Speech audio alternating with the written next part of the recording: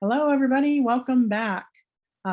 Tracy Mail and I are back again for our fourth video clip related to vocabulary, specifically planning for the implementation of vocabulary.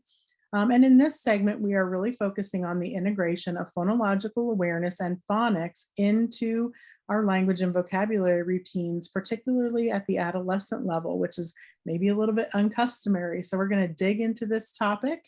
We want to make sure that all of our students are achieving with reading and decoding skills throughout all of the ages and grade levels. And so let's try to kind of dig into this. And definitely our focus here in this segment is really on word recognition. So we will unpack how phonological awareness and phonics practice can be integrated into some of those traditional language comprehension based activities that we see oftentimes used in upper elementary, middle school, and high school. So we're going to get started, and Tracy's going to start us off by asking some very critical questions that hopefully drive our vocabulary instruction.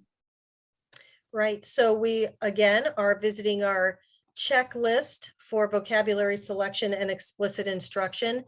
And as we go through, think about, did we compare vocabulary from the standards with vocabulary provided within the curricular tools or your resources? So again, no matter what stage we are in, we're still going back to the standards and thinking about that connection for the appropriateness for the grade level vocabulary. Then, did we select vocabulary across tiers 1, 2, and 3, and specifically 2 and 3 as we're looking at explicit instruction, and 1 as needed for specific populations? And the third thing is, did we develop and select materials for explicit instruction and assessment of vocabulary? So through our materials, are we really looking at student need and matching those materials with the student need in reading, writing, and communicating? So without further ado, let's dig into this a little bit. All right, here we go again with our role-specific questions.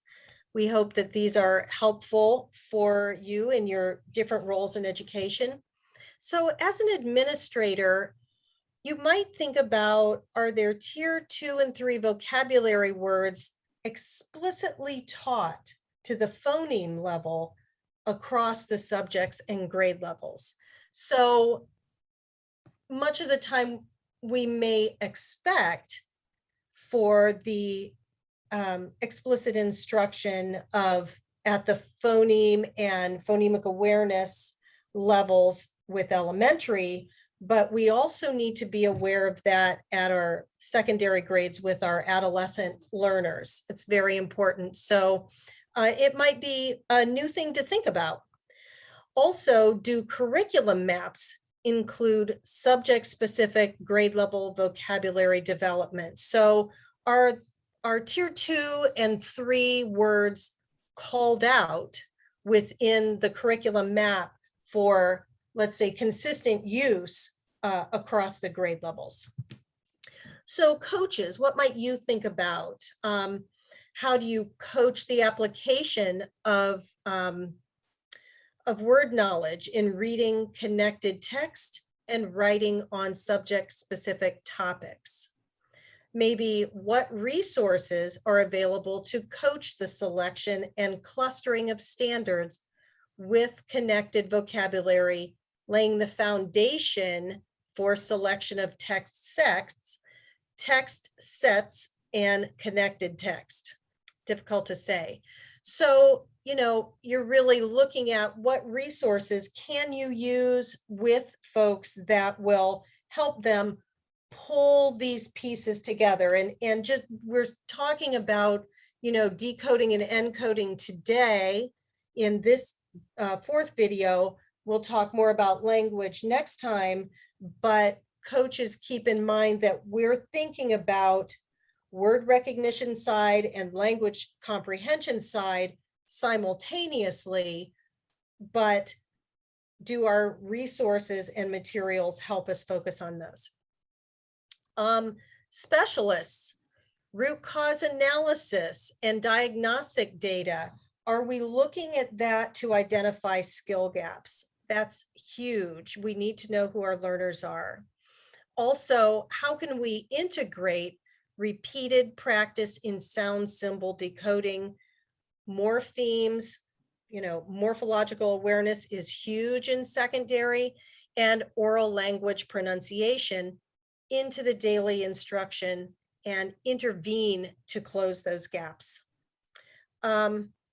How can the integration of the foundational skills provide more inclusive rather than segregated learning? So how can we have an inclusive culture at grade level and work at those progressions of skill to get up to that grade level expectation? We're not making things easier. We are putting things in place that are going to support our learners to actually learn those skills and not just compensate.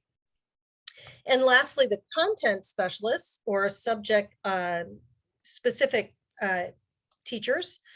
Why is it important to include explicit instruction in word decoding and encoding within new vocabulary instruction? So really thinking about that, especially if our resources don't guide us in that direction. Also, how do learning progressions support the understanding that phonemic awareness and phonics skills, including advanced phonics, are embedded in vocabulary instruction? So we're not just looking at a word and meaning or a definition, but we go all the way back to the pronunciation. Remember, that's the first step in explicit instruction. And over time, are students able to decode more complex vocabulary using phoneme grapheme mapping and morphology? Again, we're going to talk a little about this. That morphology is really a focus in our secondary grades to really get at chunks of meaning as well as advanced phonics pieces and phonemic awareness.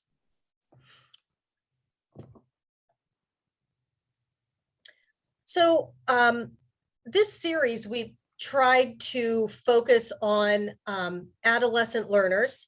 However, it's appropriate for, instruction of all learners. But we really wanted to talk about word recognition practice with adolescent literacy because it might not normally be the way educators are thinking about literacy at the secondary grades. So as we mentioned before, morphology may be more of a focus on the method of teaching for vocabulary and getting into the phonics piece. That includes roots, suffixes, etymology, which is the origin of the words. That's very important for them to then understand those smaller bits and be able to apply them then to new words. So that's really important, and that seems to be a huge focus for adolescent learners. Also, phonemic awareness, we still need to address that all the way up through secondary grades. It might not be, we're having a phonemic awareness lesson, but phonemic awareness and sound and pronunciation should be included as really the first step in explicit instruction for any vocabulary word. Remember, we talked about Aries' research when she found that, without understanding that pronunciation and having that mapped, that students did not retain the words. They just can't. They need to have that sound connection to it. And thirdly, phonics practice can be added to support sound symbol decoding of new and unfamiliar words. So, like I said, when we're talking about morphology, once they own that root, they can apply that to many, to the whole word family and understand, what that word means. So it's very important that we really don't lose sight of phonemic awareness and phonics as part of the package of explicit instruction in secondary grades. Great, Tracy. Thanks for kind of laying the base here for why this foundational work in word recognition is so critical, even for older students, that we want to kind of continue to integrate and maybe reintegrate this into other activities. So we're going to go through and give some examples of what this looks like, and also reiterate why this is so critical. And you spoke a little bit about phonological awareness related to language or communication or speaking. And if students haven't necessarily heard that word before, it may be a little bit challenging for them to store it or use it again.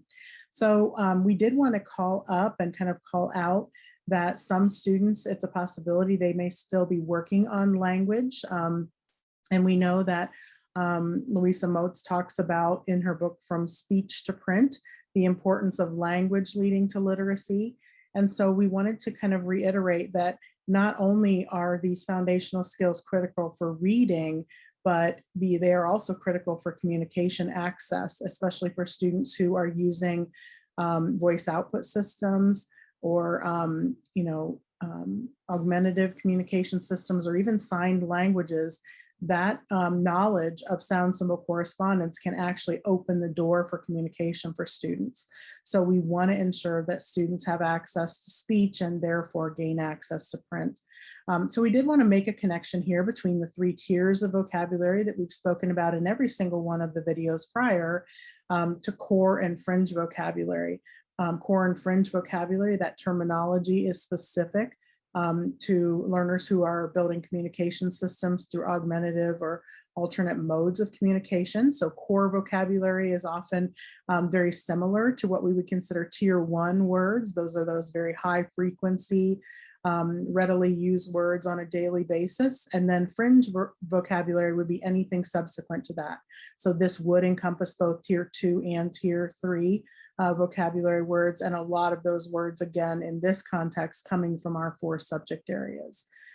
So we just want to remind people that all of our students need full access to communication as we're participating or as they're participating in all of these learning activities across the subject areas, and that it does take time for students sometime to get their messages or their communication ready, especially if they're using sound symbol correspondence or spelling to get to communicate what they want, or even signed through spelling, so signed spelling.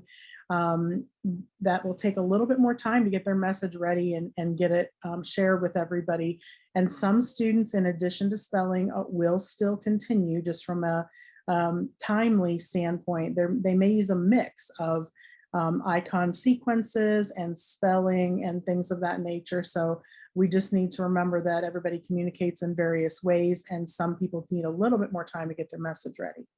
And then that teachers really need, for some groups of students, this teaching, this explicit teaching of encoding and decoding through sound symbol correspondence is critical for them, both from a specially designed instruction, IEP goal and objective, or even a specialized learning plan. When I think of English language learning, we definitely have some specialized learning plans throughout our system that we know are going to include these sound symbol skill sets. So it is important that for students to have practice over and over again, rather than extracting them or taking them out of tier 1 instruction.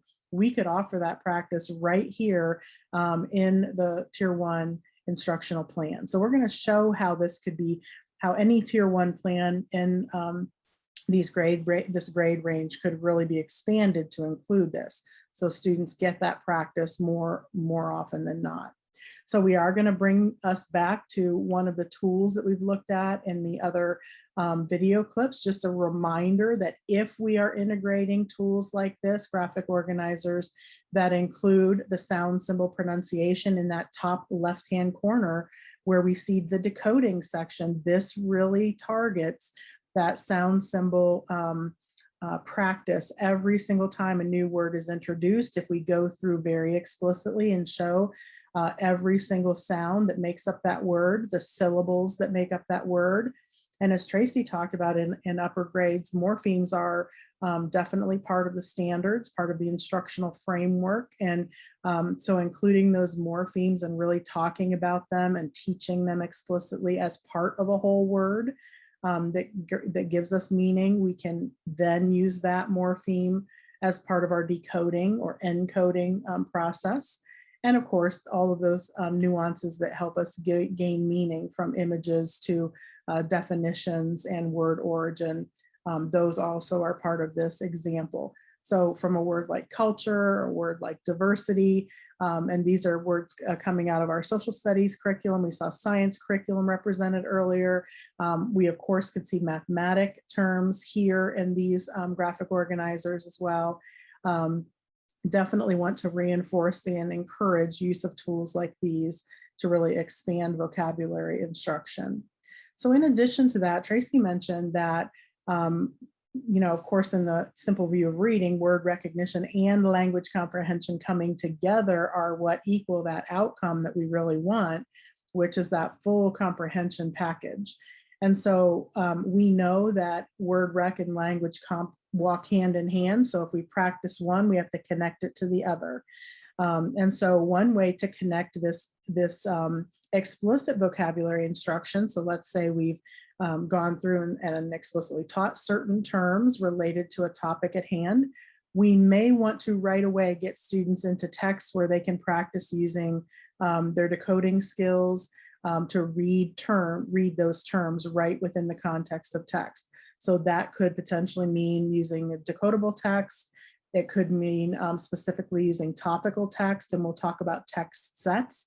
Really, we want all of the above, and we want to really get to that target text at grade level. But there are some scaffolds that have to happen before we get to that grade level text. Sometimes that text is super complex, and students need practice kind of working up to that target text. So use of tools like decodables, like other topical resources where the vocabulary is showcased and a little bit more ease of use from a decoding standpoint. These are layers that we can pair with that word recognition practice. We also wanted to call out and kind of stretch our thinking about hands-on activities related to this decoding and encoding with word recognition. So Tracy talked a lot about phonological awareness for pronunciation purposes, and we also think about that phonics connection here with word recognition for reading and writing purposes. So again, if we're doing some specific hands-on activity where we're doing a science lab or something of that nature, and this is just more of an easy example, where students were reading text related to different types of transportation. One of the types of transportation happened to be, boating craft or watercraft. And so there could be potentially a wide array of texts related to that. And they may also really study the physics behind what makes something float or what makes something sink, what are the characteristics of those. They may have a whole science lab that they're doing specific to that, where this terminology keeps coming up and it's used again and again and again. And so students are using it in context. We talked a lot about student talk rather than always teacher talk. This is a perfect example where in a lab situation or a dialogue situation, students are the ones using the terms in context. But they also need to, if they're using resources like a lab sheet or reference texts, they need to also be able to see that word in print and be able to decode it. So that's where using that adaptive Freyer model up front, where we've gone through the pronunciation or the sound symbol correspondences in a word, then can be applied to something like text, reading this in context of text. So another strategy that Tracy and I talked about that is used oftentimes in adolescent or upper grade levels is this gradients of vocabulary. And so again, we're just trying to pick a kind of simplistic example here to show how this could be expanded.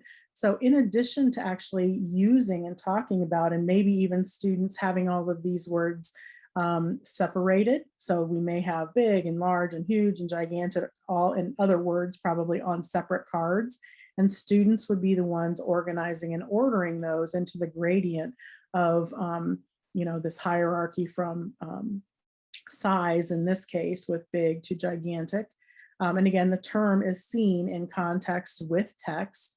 But if we could expand this to actually include the practice of, when I see all of these terms on these cards, can I really read and decode them? And remember, we have a widely diverse group of students here.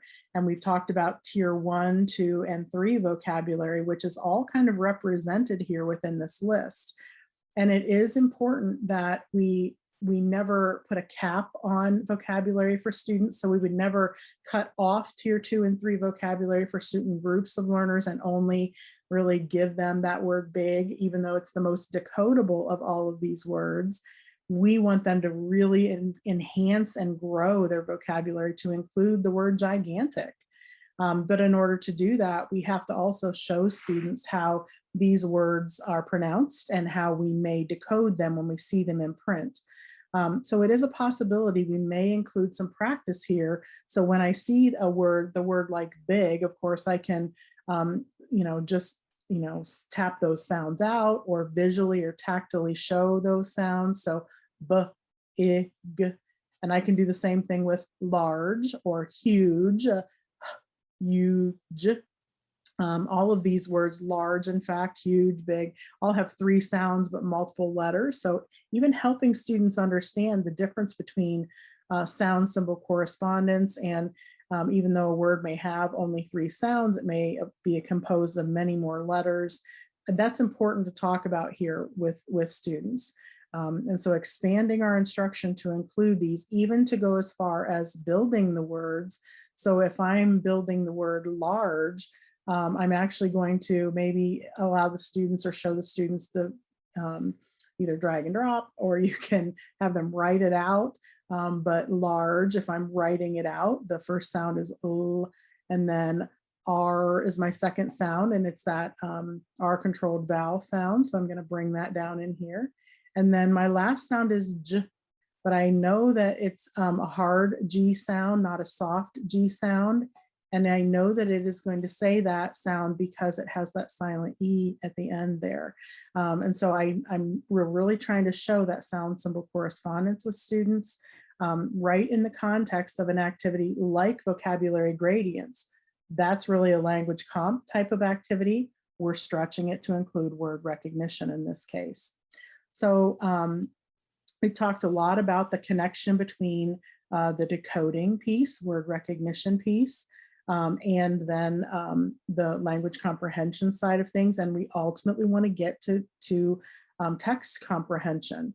And so the only way to do that is to get kids into text. And so we have to pair the vocabulary instruction right away with text and other resources. So we thought maybe it would be an important time here to talk about the quad text set system, and really kind of digging into that for just a second. We know that based on our standards, we are looking for grade level targeted instruction, and our text should align with that: grade level readability, grade level vocabulary.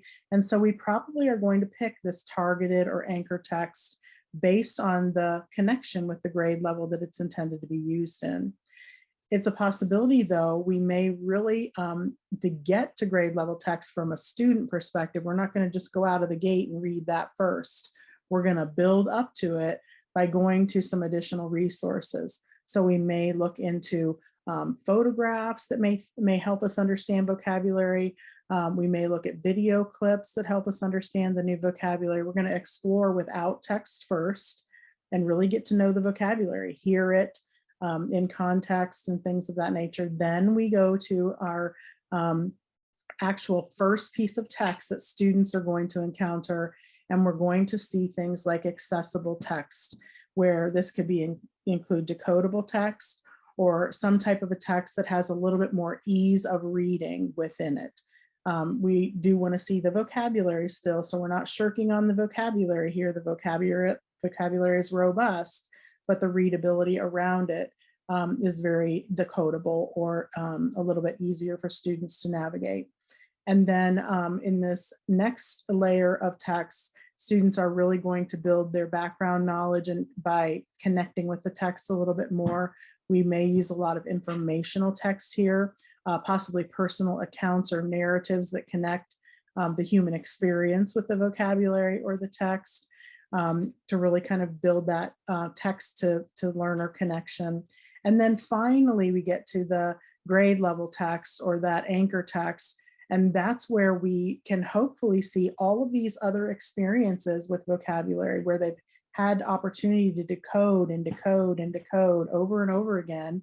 Because remember, we said repeated practice with that decoding is what builds automaticity and confidence, and even the meaning can grow over time. They may build a segment of meaning with every one of these checkpoints. So by the time we get to anchor or targeted text, we hope that their reading of the vocabulary is a little more fluent than it may have been starting out. And that we also have a lot of background knowledge to add to the game as we're trying to really learn and understand the text at hand. So Tracy, to wrap up this section, what are some things that administrators might be looking for when it comes to this stretch really of vocabulary instruction to include word recognition? Well, something that administrators can look for, again, are the materials. Do they provide scaffolding for vocabulary instruction? Does it have decoding cues? Does it have visual images that support meaning? We talked about morphology, or the morphemes visually represented on there. And even the Freyer model, any kind of organizational tool for students to put all of this new knowledge together. That's important, and it's very easy to see. It's an easy look for.